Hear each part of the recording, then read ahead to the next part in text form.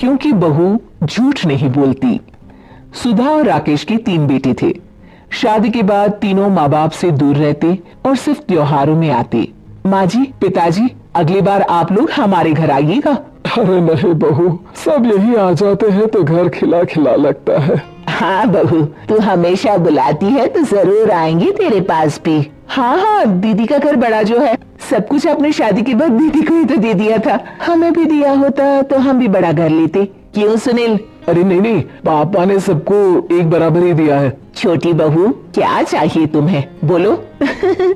वो आपकी सोने की चेन वाली घड़ी है ना, वो अगर आप मुझे, तभी वहाँ मजली बहू भी आ जाती है। और मुझे ना आपका मंगलसूत्र, कितना लंबा, सुंदर और भारी भी है।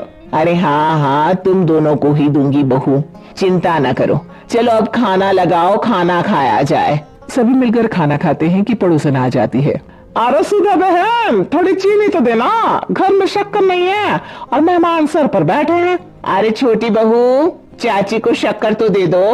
अरे मछली दीदी, आप दे दीजिए ना, मैं यहाँ कम आती हूँ तो मुझे पता ही नहीं है कि सासू माँ सारी चीजें कहाँ रखती है। अरे तुम ना कौन सा यहाँ रोज शक्कर फाँकने के लिए आती हूँ, मुझे भी नहीं है पता। तभी बड़ी बहू हाथ में चीनी की कटोरी लेकर आती है। चाची, शक्कर आप लोगों का बड़ा सहारा है माँ जी और पिताजी को, वरना हम लोग तो यहाँ रहते ही नहीं। आप जैसे पड़ोसी हैं तो हम निश्चिंत है। और जीत रहे बहू, आप तो ये घर पड़ोस कम परिवार ज्यादा लगता है। सुधा अपनी बड़ी बहू को देखकर बहुत खुश रहा करती थी। वो उससे अक्सर घंटों बात भी किया करती, लेकिन दोनों दूसरी बहुओं का भी वो समझती थी कि शायद छोटी है, वक्त आने पर संभल जाएंगी। समय आ जाता है जब सभी को वापस जाना होता है। माँ जी, हम लोगों की फ्लाइट पहले है, हमें इजाजत दे। वो सास के गले लगकर चली जाती है। थोड़ी देर बाद छोटी बहू कहती है, माँ जी, मैं ना ये सोफे के कवर और चादरें ले जा रही हूँ, यहाँ तो ऐसी ही पड़ी रहेंगी। हाँ हाँ बहू, ले जा, और कुछ चाहिए तो बोल। और तो चाहिए बहुत कुछ, पर चलिए कोई बात नहीं, अगली बार ले जाऊंगी मैं। ऐसे ही मंजली बहू भी घर का बहुत सारा सामान ले जाती है। सभी के जाने के बाद सुधा राकेश से कहती है, घर कितना सूना लग रहा है ना। हाँ, और खाली भी, तुम्हारी दोनों बहुएं सब बटोर गई। अरे ठीक है ना, हम दोनों ही तो हैं, कितना सामान लगेगा, फिर उन लोगों की नई गृहस्थी, इतना मत सोचा करे। समय बीतता है। ऐसे ही हर साल त्योहारों में सुधा और राकेश के बच्चों की बहू आते और जाते वक्त ढेर सारा सामान पैक कर कर ले जाती। लेकिन कुछ ही सालों में सुधा का देहांत हो जाता है।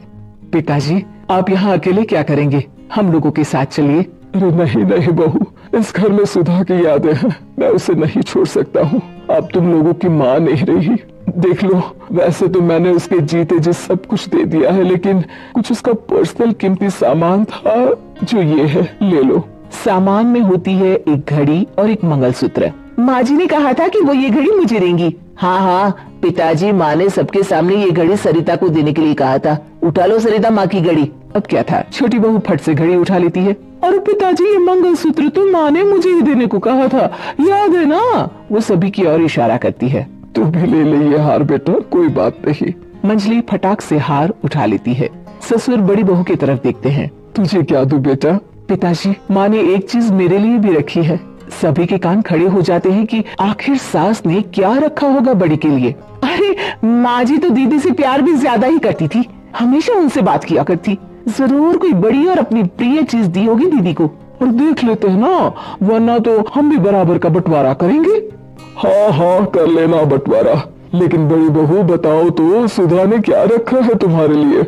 अभी तो हम लोग यही हैं पापा जी, जब जाने लगेंगे तो बता दूंगी। बड़ी बहू के मुंह से ये बात सुनकर बाकी दो बहुएं सोचने लगती हैं कि आखिर क्या है जो दीदी को सासू माँ देकर गई हैं। दीदी, ऐसा तो नहीं ना कि पूरे घर का आधा हिस्सा माँ बड़ी भाभी को देकर गई हो। तभी वहाँ ससुर आ जाते हैं। नहीं नहीं, ऐसा कुछ नहीं है, मकान तो तुम तीनों का बराबर से है। देखो, बड़ी बहू से तुम्हारी सास ज्यादा जुड़ी थी, न जाने क्यों घंटों बात किया करती थी। पता नहीं क्या देकर गई है उसे। और ससुर जी, आपको क्या पता, चालाकी से पूरे घर के पेपर में साइन करवा लिए हो, या फिर कोई छुपा गहना।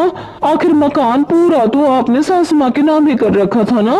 अब घर में ये सस्पेंस बन जाता है कि आखिर बड़ी बहू क्या लेकर जाएगी। फिर वो दिन भी आ जाता है जब बड़ी बहू के जाने का समय हो जाता है। बेटा, परसों तुम चली जाओगी, बताया नहीं माँ ने तुम्हें क्या दिया? घड़ी और हार जो बेशकीमती था और तुम्हारी सास को सबसे ज्यादा प्रिय था, उसका तो बंटवारा भी हो चुका है। अब तुम्हारी बारी। हाँ पिताजी, आज मैं ये बात बताने ही वाली थी। माँ ने मुझे उससे भी बेशकीमती चीज दी है और वो है आप। आपसे अधिक प्रिय उन्हें कुछ नहीं था। माँ चाहती थी कि आप मेरे साथ रहें। चलिए पिताजी। बेटा, मेरे पास तो कोई पेंशन भी नहीं है और ना ही कोई प्रॉपर्टी। लेकिन आपके पास संस्कार है पिताजी, जो मेरे बच्चे आपसे लेंगे, तो आपको ले जाने पर स्वार्थ ही है मेरा। चलिए ना पापा। सभी के सामने पिताजी बड़ी बहू और बेटे के साथ उनके घर चले जाते।